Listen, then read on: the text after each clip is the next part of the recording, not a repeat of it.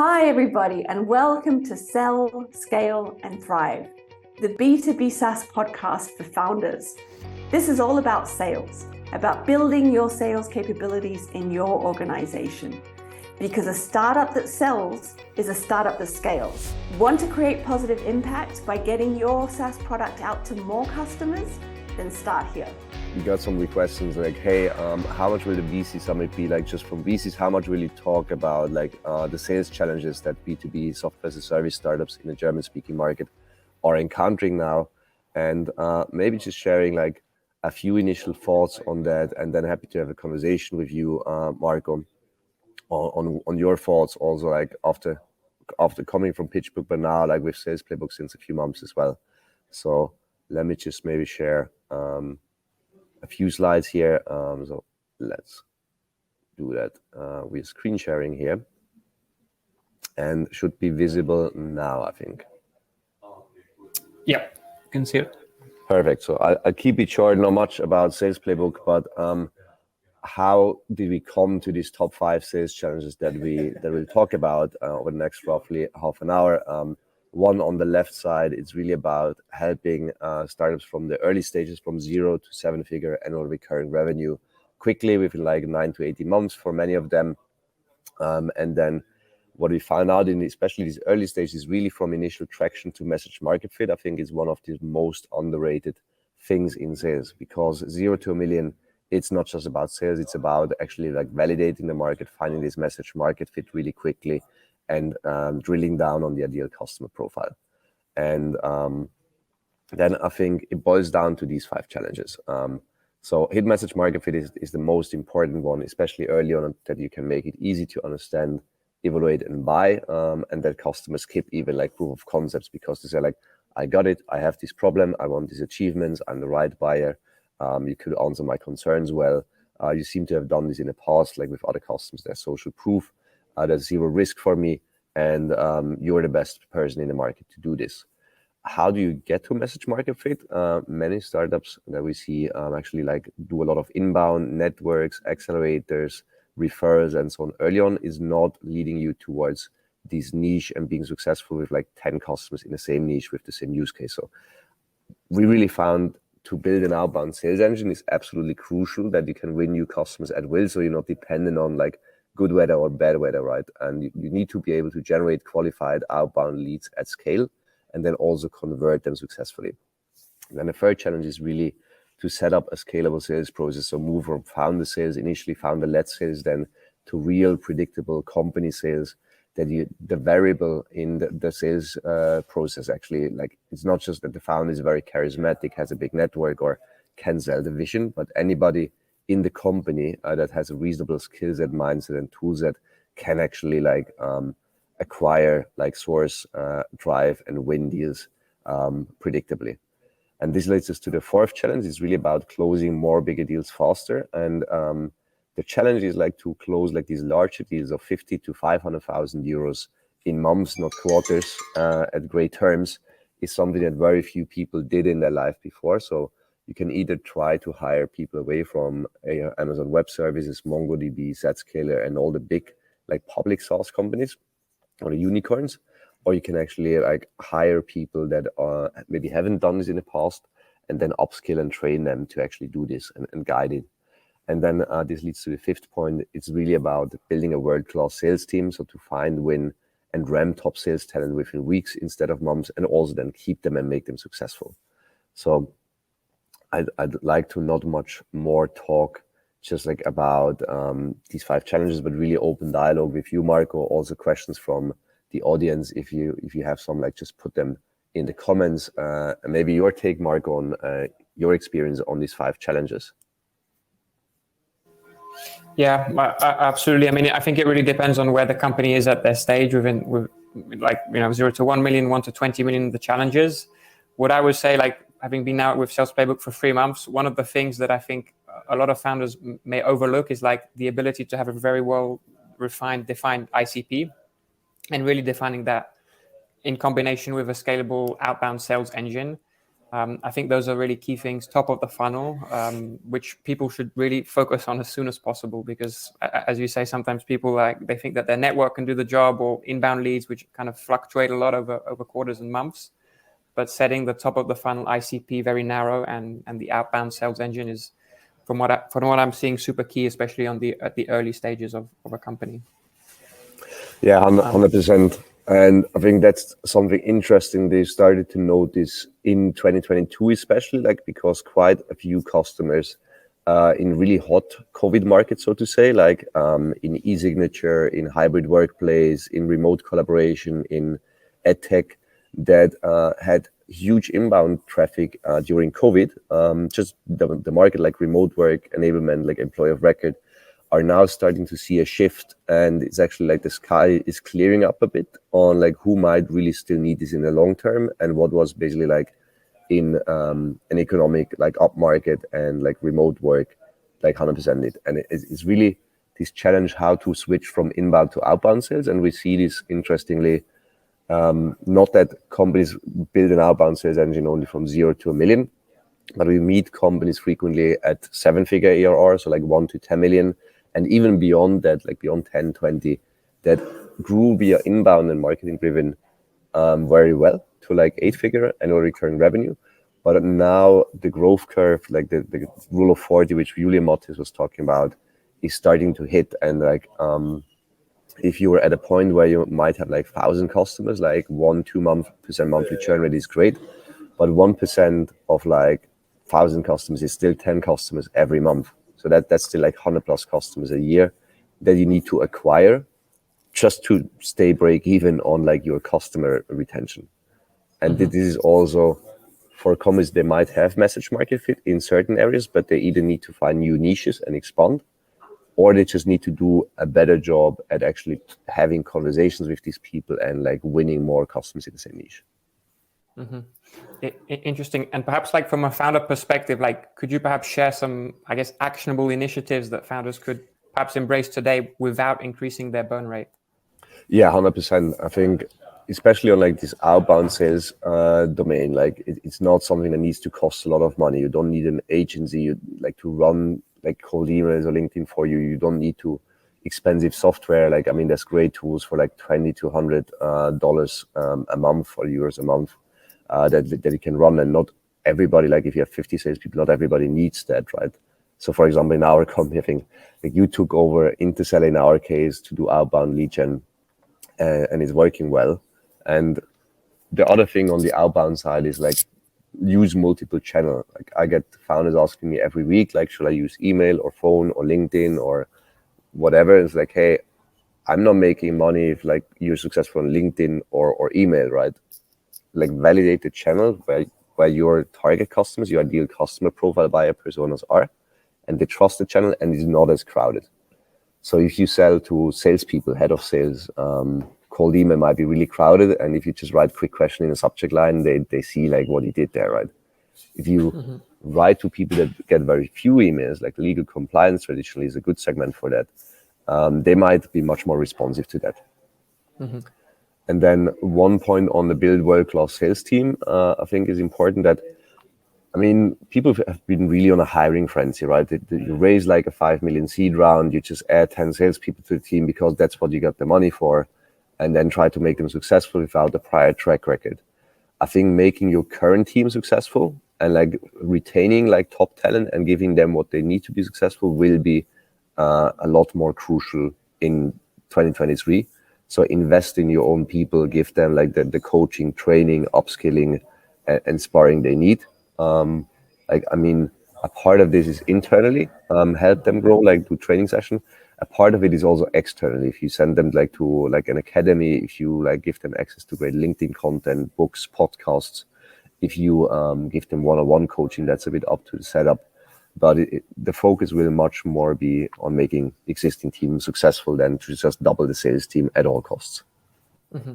Interesting. So really focus on making the existing team successful. Any other insights there, especially given the previous talks, talking about the current economic environment and for startups that then would need to raise money in a couple of months or a year, what other key challenges or key areas of focus do you think specifically now even more important than like in 2021?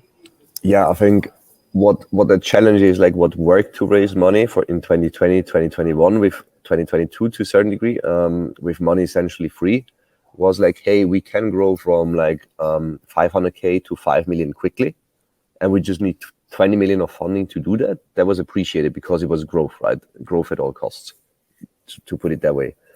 Now you need to at least show a path towards profitability, to default alive, that you can be profitable if you decide to, right? Like if you balance growth and profitability to sustainable growth.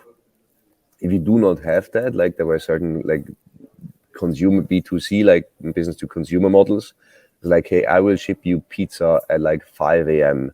at 0 delivery costs for less than the pizza costs. This will not be sustainable because there's just the unit economics are just fundamentally flawed. Like with every euro that you sell, you lose like 20 cents, and it just doesn't make sense. Mm-hmm.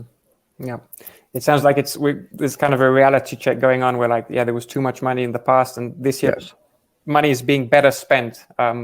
What's your take on that, and where are you seeing those kind of capital efficiencies, allocation spend, product sales, or what's the view there in general? Yeah, I mean, I'm in many ways not a fan of like the term costs or spend, or like I always say, like in pricing, beginners talk about costs, intermediate talk about like price, and advanced or expert talk about investment.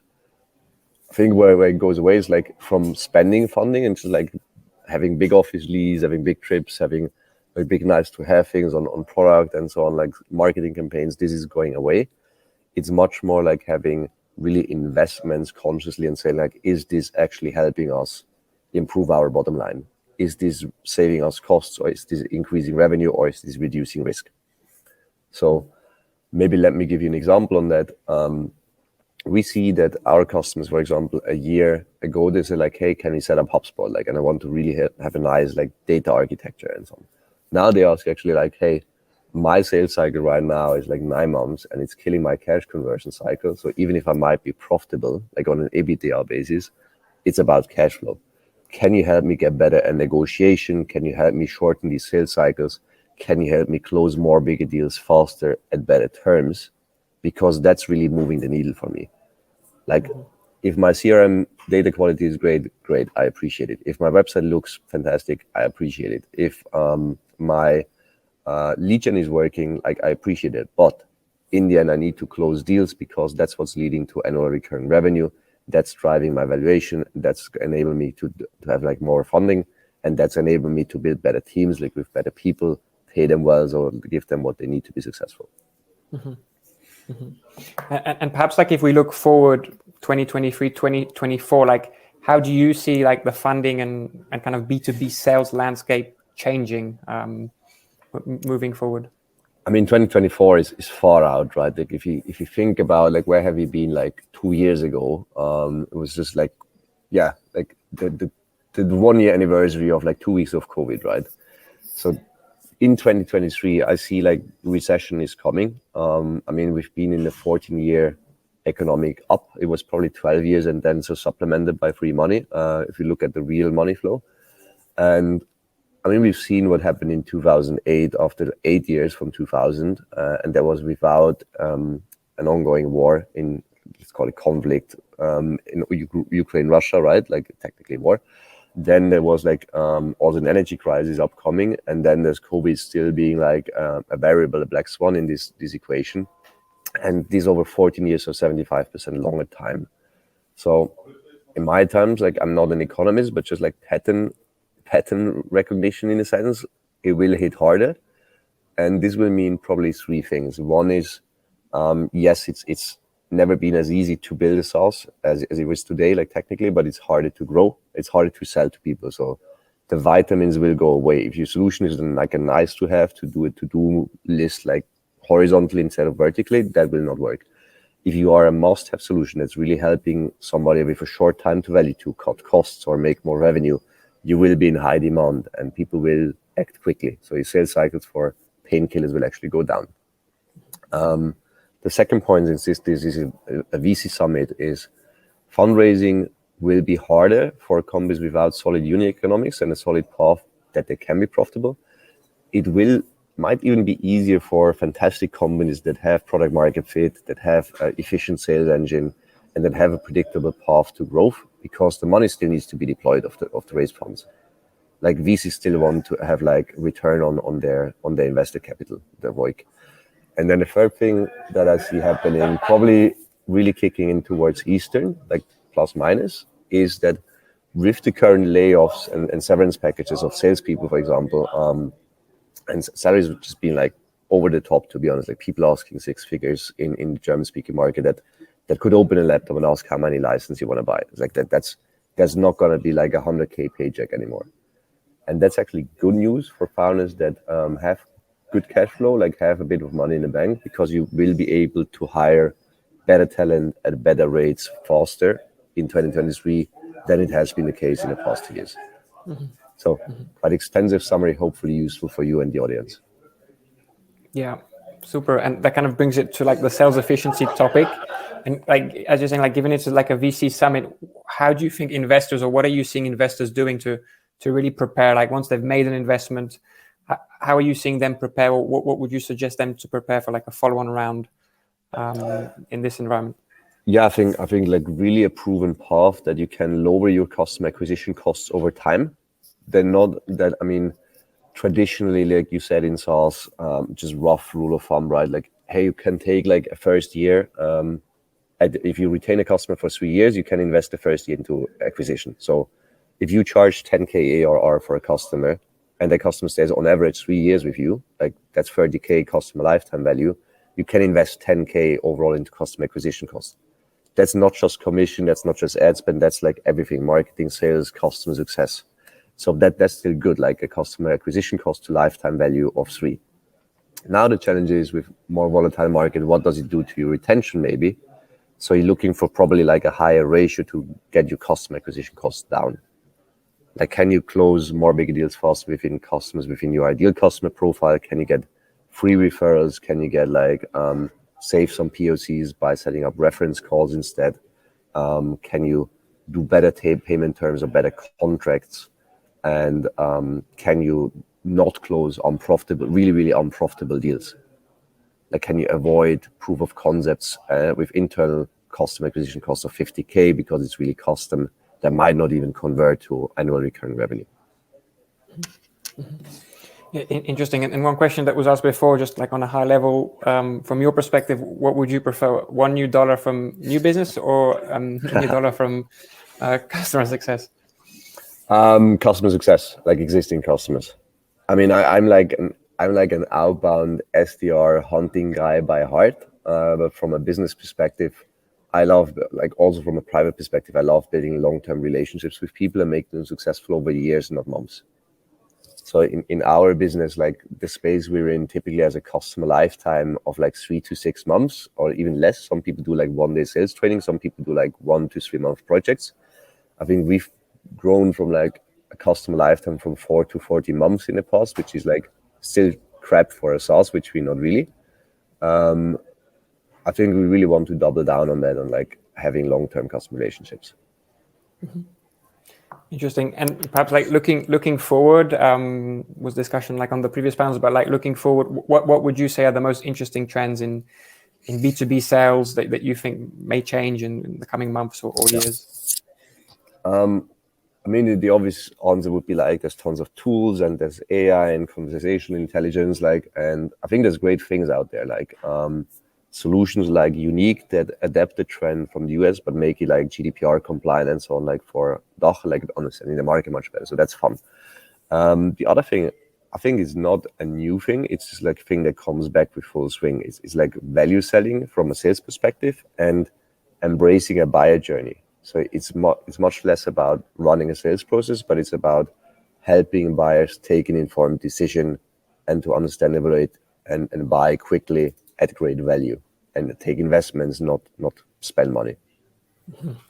Yeah, I and love everything that. That will be around that segment, like building mutual action plans with customers, really having like better case studies, having salespeople that are more consultative, that are challenging, but consultative, educational.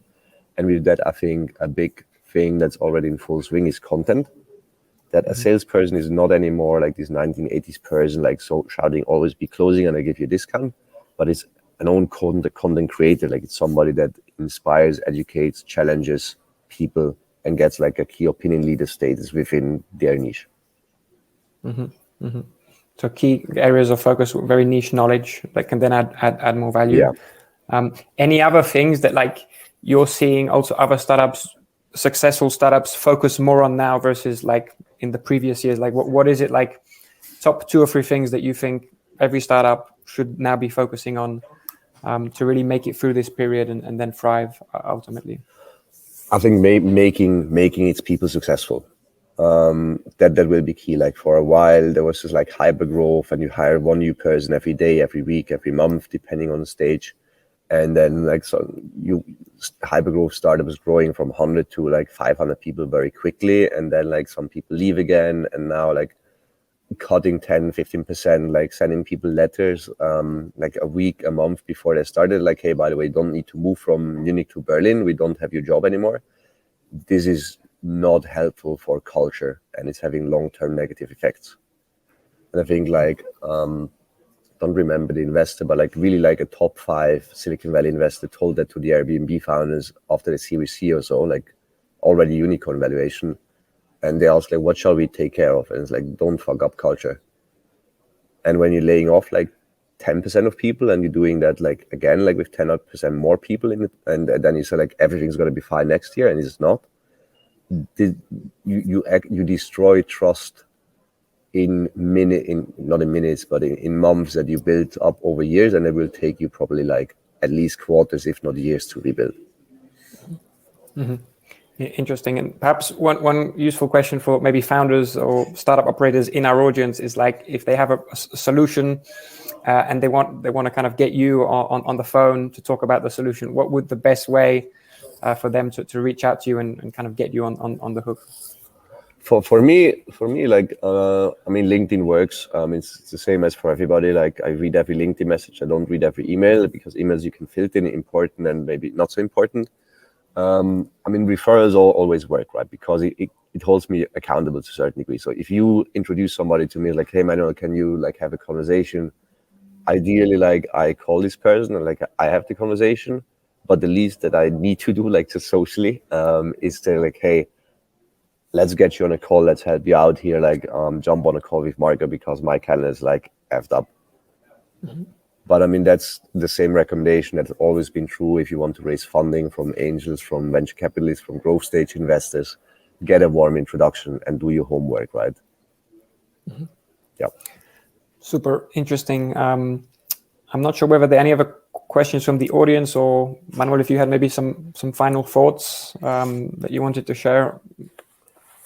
Yeah, I think final thoughts after like a morning of really interesting sessions from investors. I think the investor speakers have shown that they appreciate business value and they appreciate candid sales motion, and that there's no chaga anymore. There's no fake it until you make it. There's solid numbers. You need to have solid like marketing, sales alignment, solid sales function, solid go to market.